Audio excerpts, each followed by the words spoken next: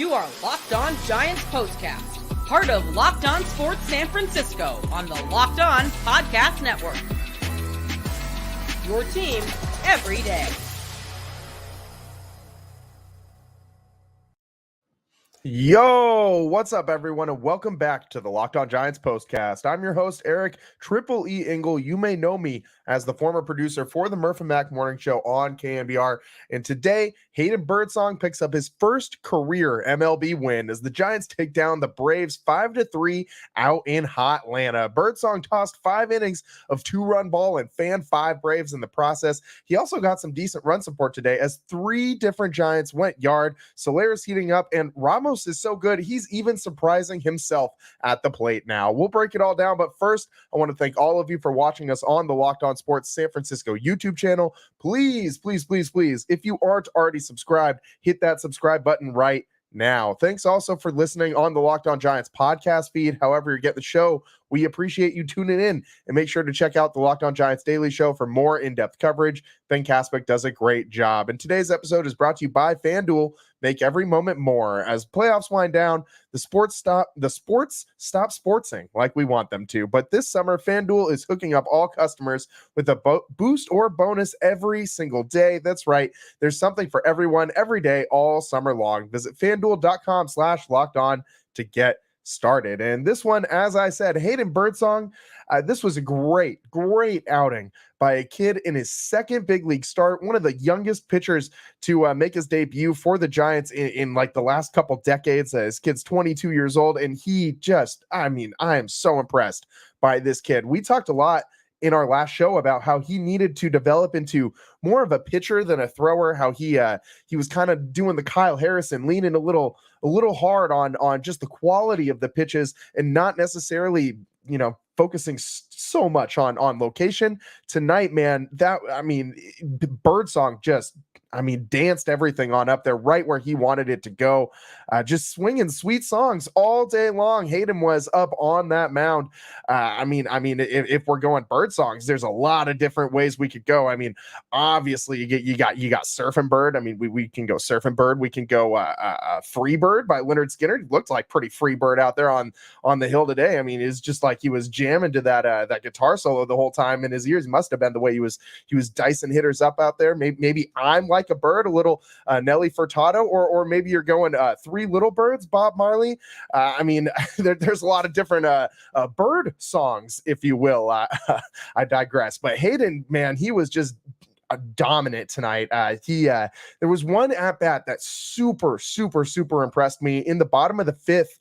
He had runners at second and third with 1 out, and Kelenic in the box. Jared Kelenic has been great for the Braves this year. He's probably their hottest hitter at this current moment in time, and I was really impressed with the pitch sequence in that at bat. It was a 7-pitch at bat, and every single pitch he threw, for the most part, he was hammering low and inside. And the location was, stellar. All the breaking pitches in that at bat started in the location and fell out. And then when Kelenic really started to lock in on that part of the zone, he hits him with a high and outside fastball and changes his eye level, and immediately comes back with a changeup that locks him up and falls off the table low and inside. It was perfect for the strikeout in a gotta have it situation.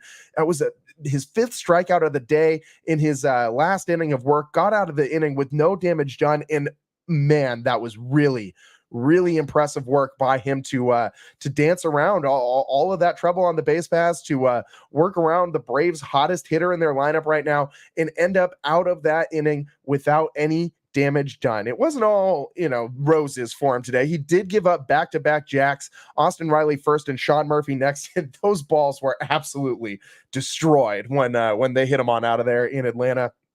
Warm night down there, and you know how I know it's warm? This is Brett Wisely's wearing batting gloves. That dude, they were talking about it on the broadcast today. He only seems to wear batting gloves when it's humid and warm and muggy outside. His hands getting all sweaty. So Wisely got the gloves on. It's a little muggy and hot out there in Atlanta. And obviously, it's June 2nd or July 2nd. We're in July now. July 2nd. It's obviously going to be warm in Atlanta. So ball flying out there.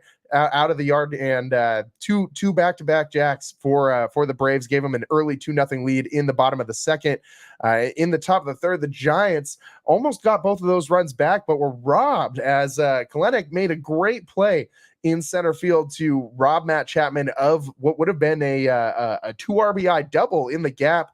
He made a great running catch out into right center field in the gap, just stuck the glove up, and it would have been kind of similar to that. You remember that play that Elliot Ramos had going the other direction to the left center field gap a couple games ago. It hit off the heel of his glove and kicked away.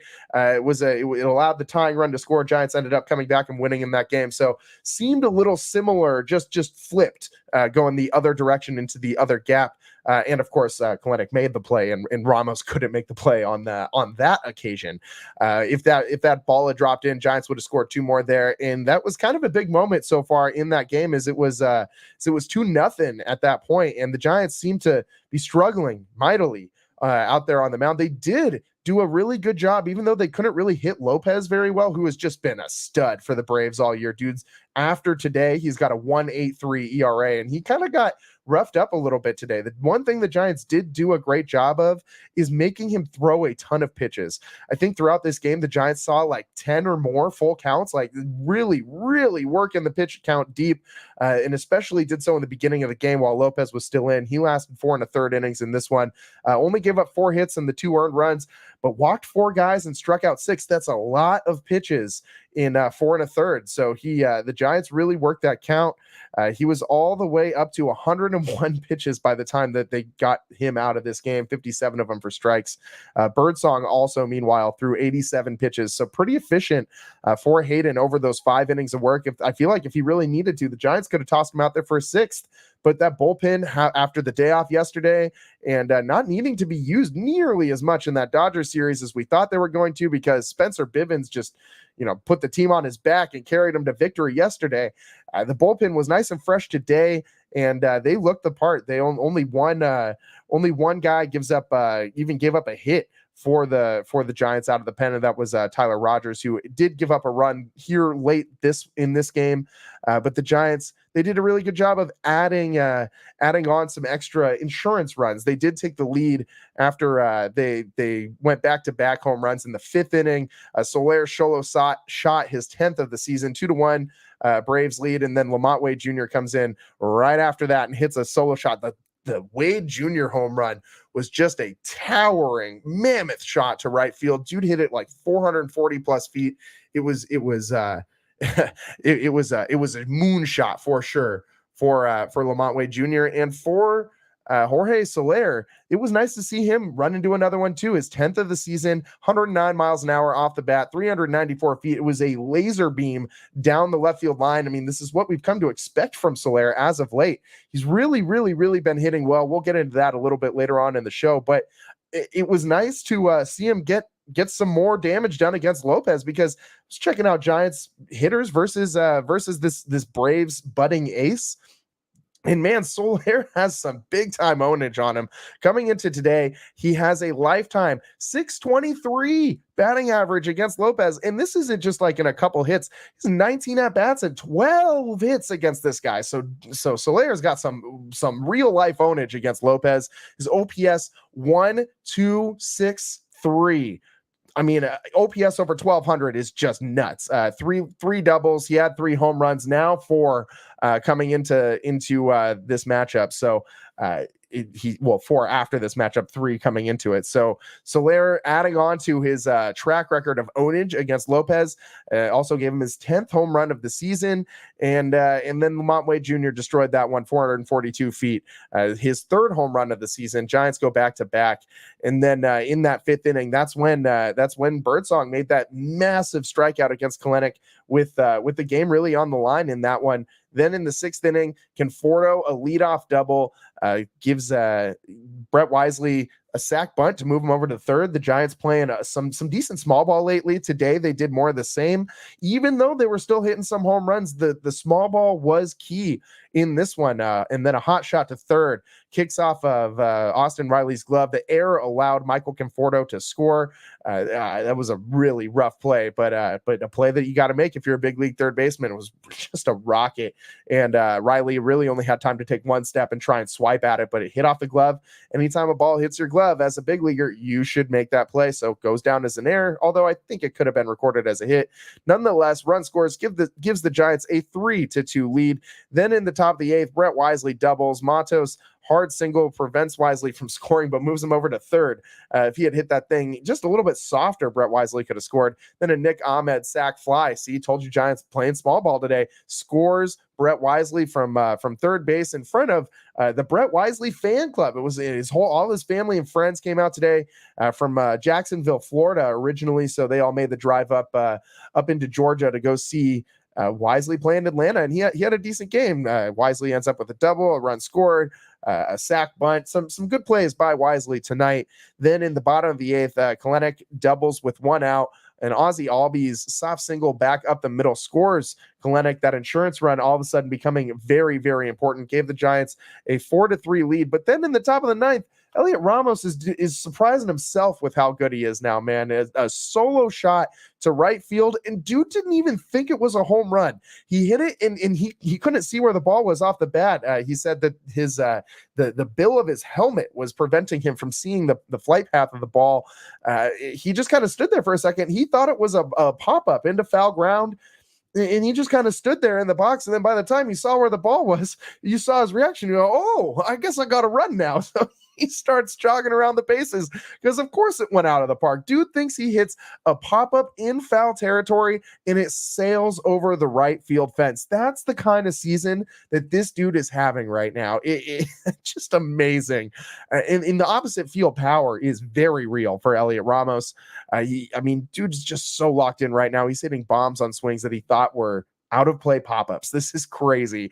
His first home run, he was in a little bit of a should we say a drought? I don't know if we can say a drought. He did just go 5 for 13 in the series against the Dodgers, so he's not really slumping, but he'd been in a home run drought, I guess, since first home run since the 20th of last month versus Cardinals. I think that was the game at Rickwood Field.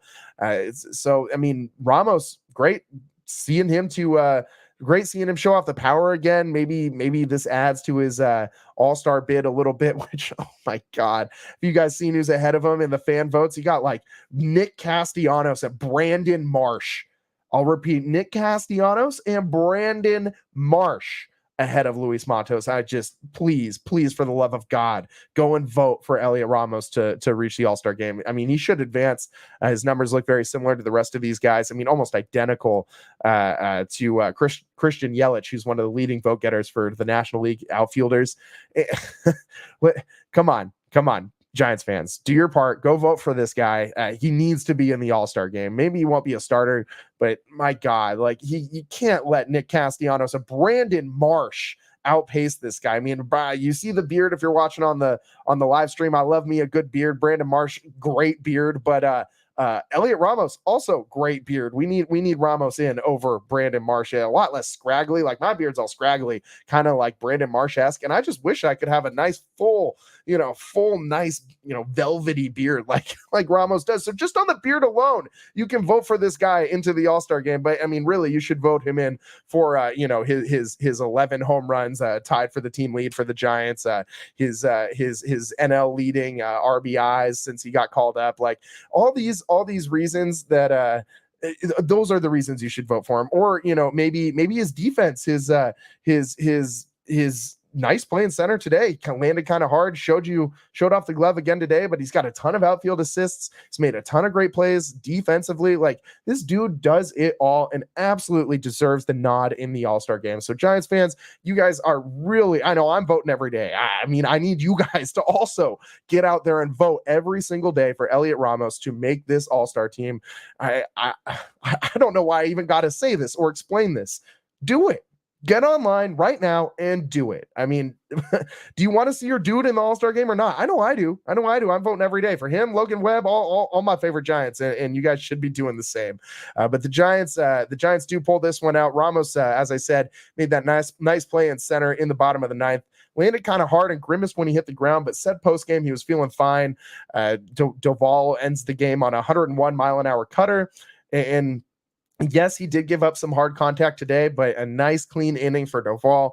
No runners going into scoring position in this one. It was good to see Doval kind of just like cruise, nice tranquilo Camilo style to a win. So Doval picks up another save, and we can now move our Camilo Doval bobblehead saves counter. All move it together now. 83 career saves for Camilo Doval. We got to take a quick break. Tons more to get into on this one. We'll get into Hayden Birdsong's start. Some Jorge Soler stats, since I know everybody loves to pick on Jorge this season. He's really, I told you guys when he changed the bat path, when the swing looked different, when he started hitting those rockets down the third baseline, I told you guys it was coming, and now he has arrived. Jorge Soler is really starting to hit his stride with the Giants. We'll get into that and more on the other side of the Locked On Giants postcast. I'm your host, Eric Triple E Engel. We'll be right back. I love sports. I love them so much, I never want them to stop. But as the playoffs wind down, we get fewer games, and the sports just aren't sportsing like I want them to. But FanDuel lets me keep all the sports going whenever I want. All I have to do is open the app and dream up bets anytime I'm in the mood. And you guys know, with everything going on right now, we got the Olympics right around the corner. You got the Euros. You got all sorts of MLB bets you can get in on. I'm finding myself every day pretty much placing I love player props. I love home run props. I feel like you only really got to hit like one a week and you'll be good. You'll be in the green. And so I keep tossing out some home run props today. We put one on Elliot Ramos, and I hope you did too, because this summer, all summer long, FanDuel is hooking up all customers with a boost or bonus daily. That's right. There's something for everyone every day, all summer long. So head over to FanDuel.com/lockedon and start making the most out of your summer. FanDuel, official sports betting partner of Major League Baseball.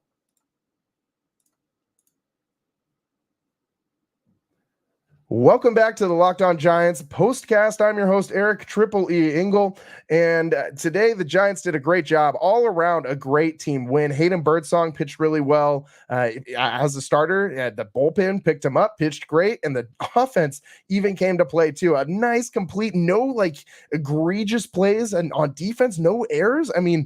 This is a very complete team win. I might say this is the best, most complete game the Giants have played in a long time.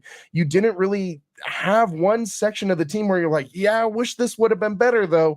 Everything we saw today was good from the Giants. The bullpen was great. They only gave up one run. Only one bullpen reliever even gave up a hit for the Giants today. This was a great outing for the Giants as a whole. 3 home runs from the offense as well, and 1 from Jorge Soler. And I know people have been down on Soler. See it in the comments right now. Let's relax on Soler. Average is still in the gutter. It is. If you're looking at his career, or not his career, but his season stats, his batting average is sitting right below 230 at 229. It's not the best. His OPS, 715. Also not the best.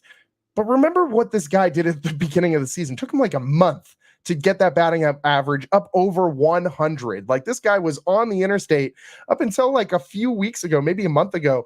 But since the start of the Astros series on June 10th, so almost a month ago, about 3 weeks ago, Jorge Soler is batting 282, a lot better than the 229, with 20 hits, 3 home runs, 14 RBIs, and 18 runs scored in those 20 games. That's really solid. That's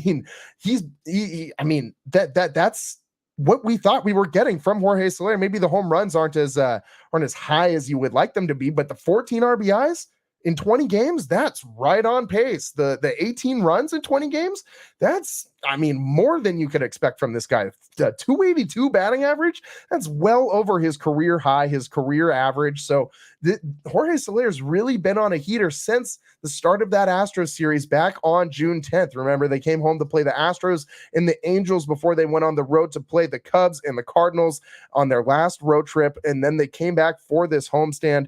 And Soler's just been a doubles machine, man. Like, this guy has hit a ton of doubles in this stretch. I mean, he's hit 1, 2, 3, 4, 5, 6, 7, 8 doubles. 8 doubles and 3 home runs, 14 RBIs, 18 runs in 20 games. I mean, that's exactly what you thought you were getting when they signed this guy. He's really coming around for a guy that has just been dunked on repeatedly, just dragged through the gutter by every Giants fan, every Giants media member, myself included. I was just ragging on this guy for what felt like every single show, just screaming about how upset I was about this guy not performing. And I tried to caution patience for a long time, and even I got tired of myself cautioning patience and flipped my lid on this guy. But he's really shown all of us that this game is really a 162 game long season. And it's just because a guy has a really terrible first couple months of the year doesn't mean that he's a bad player or it's a bad signing or Farhan he needs to be fired. It doesn't mean any of that. It just means he's having a bad first couple months of the season in a season that spans a long time. So he's been hitting really well. It's been great to see. And another guy, I was actually just about to say it, and I see it in the comments from my guy Ryan right away. Michael Conforto has also heated up, and he's been really hitting well lately, hitting over 300 in his last 7 games, slugging right around 800. I was just getting to that point, Ryan. Thanks for lobbing that in there in the chat too. But I mean, the Giants offense as a whole has really started hitting a lot better since the first of last month, since June 1st. They're 8th in Major League Baseball in home runs, which is weird to me because the Giants hit 3 more today. And maybe they climb a little bit higher on that list, but they've hit 3 more today.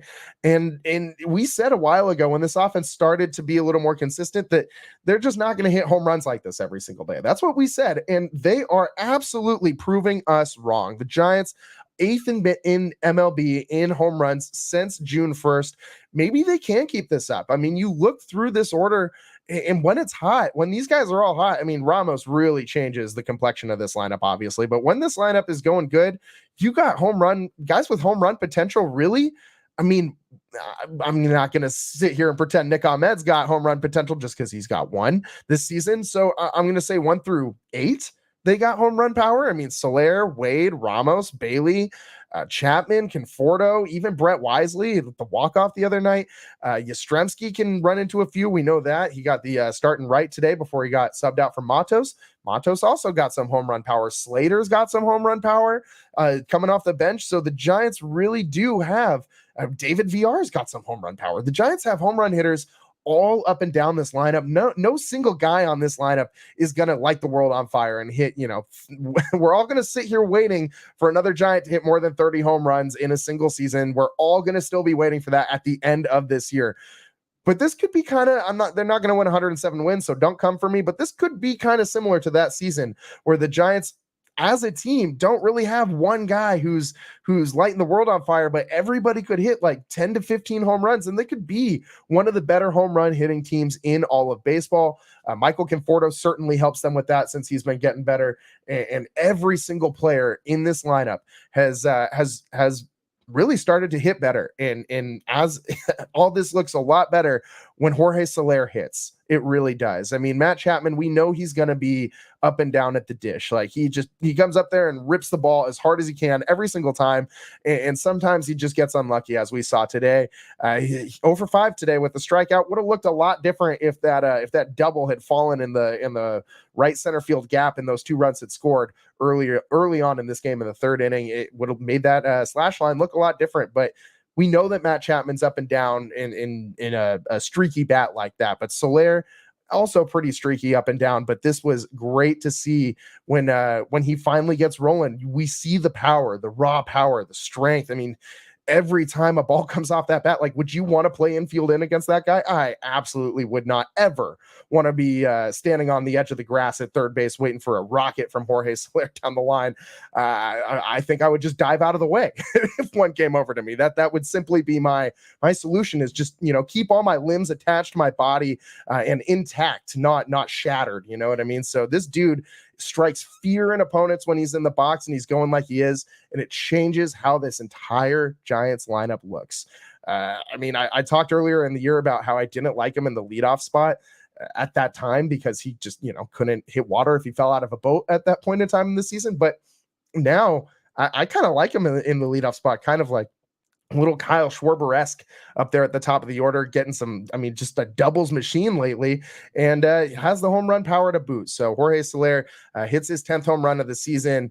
Michael Conforto, also a nice day today, picked up a double. Extra base hits really coming sort of with ease for the Giants in these last several games. Last several weeks, they feel like they've scored 3 or more runs in like every game for what feels like a month now. This offense has really turned a corner, and it's been great for the team as a whole. But we got to take a quick break. We got to get into Hayden Birdsong's day on the mound. His first career win for the 22-year-old. We'll break it down on the other side of the Locked On Giants postcast. I'm your host, Eric Triple E Engel. We'll be right back. Today's episode is brought to you by PrizePicks. PrizePicks is America's #1 fantasy sports app with over 5 million members. PrizePicks is the easiest and most exciting way to play daily fantasy sports. It's just you against the numbers. You pick more than or less than on 2 to 6 player stat projections for a chance to win 100 times your money. Baseball season is officially underway, and there's no better way to cash in on the action than PrizePicks. Add your favorite players from the diamond to your PrizePicks lineup all season long, whether it's strikeouts, RBIs, or first inning runs. Take your pick of more or less and add them to your PrizePicks lineup today. You can now win up to 100 times your money with baseball-only lineups on PrizePicks. If you submit a winning lineup featuring 4 Demon Squares, you'll cash in big time on the biggest moments of baseball's early season. Download the app today and use code LOCKEDONMLB for a first deposit match up to $100. Again, download the PrizePicks app today. Use code LOCKEDONMLB for a first deposit match up to $100. It's PrizePicks. Pick more, pick less. It's that easy. Today's show is also sponsored by Tax Network USA. Here on the Locked On Giants postcast, we pride ourselves on getting you the latest news for your team, whether it's the offseason, the draft, spring training, playoffs, pregame, postgame. It's year-round. And you know what else is year-round? Collection season. Just because tax season is over doesn't mean the IRS will stop coming after you for unfiled taxes. The IRS can garnish your wages, levy your bank accounts, and even seize your property. Don't let the IRS target you. Let the licensed tax professionals and tax experts at Tax Network USA go to bat for you. With over 14 years of experience and an A+ rating by the Better Business Bureau, Tax Network USA has saved their clients over $1 billion in tax debt. Whether you owe taxes, have complicated matters that require tax planning, or finally hit that big FanDuel parlay this season and need help correctly filing, call 1-800-549-1000. Again, 1-800-549-1000, or visit tnusa.com/locked on. Be sure to mention Locked On Giants at the checkout, and you'll receive a $250 discount off their services.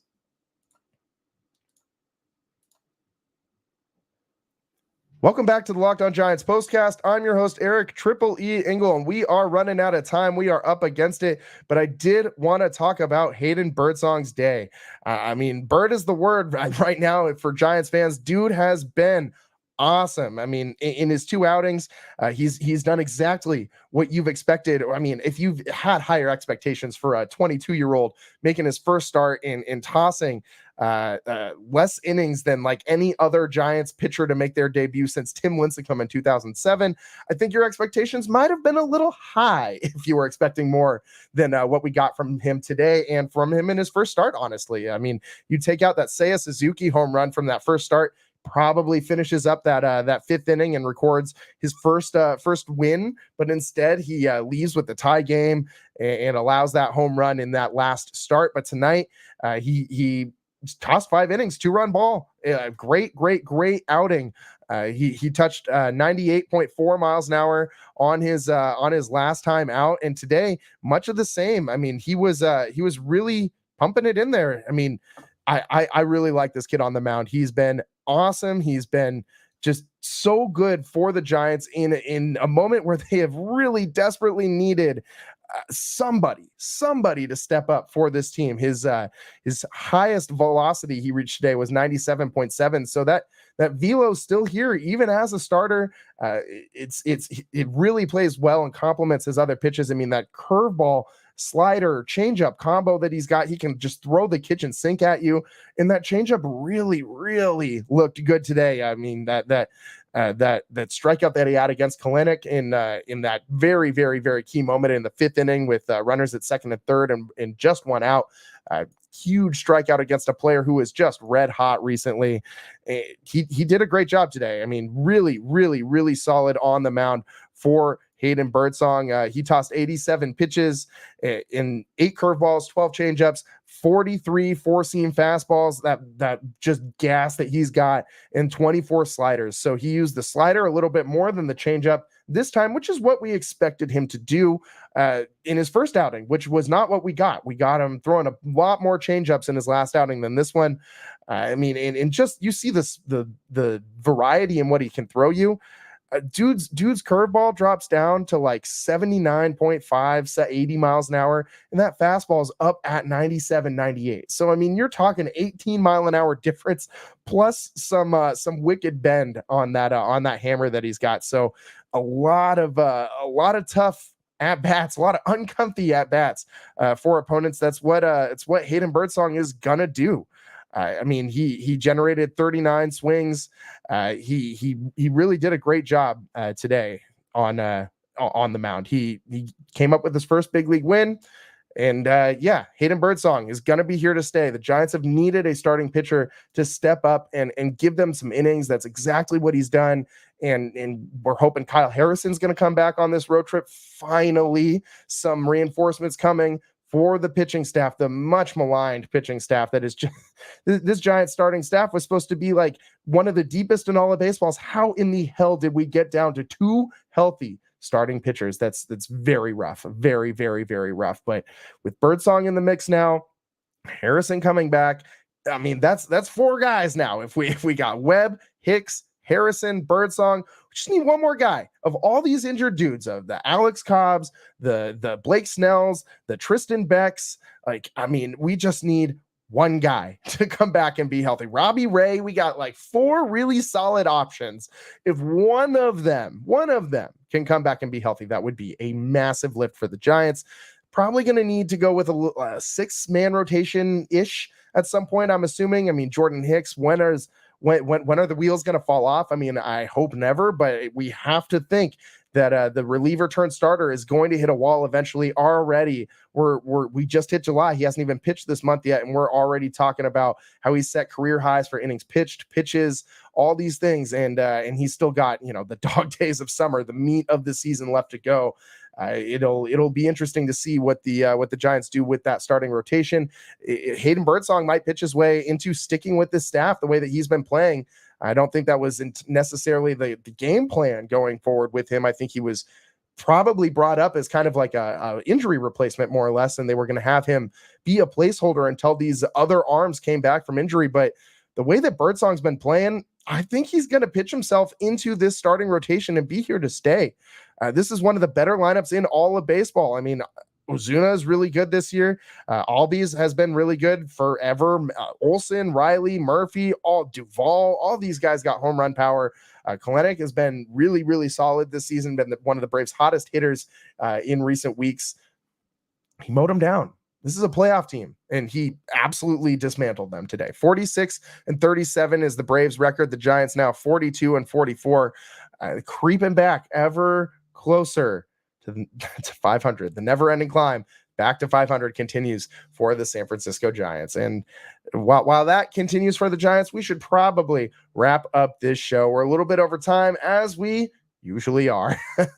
We'll come to you live next time tomorrow as the Giants take on the Braves in their second game of this 3-game matchup out in Atlanta. It'll be a good one.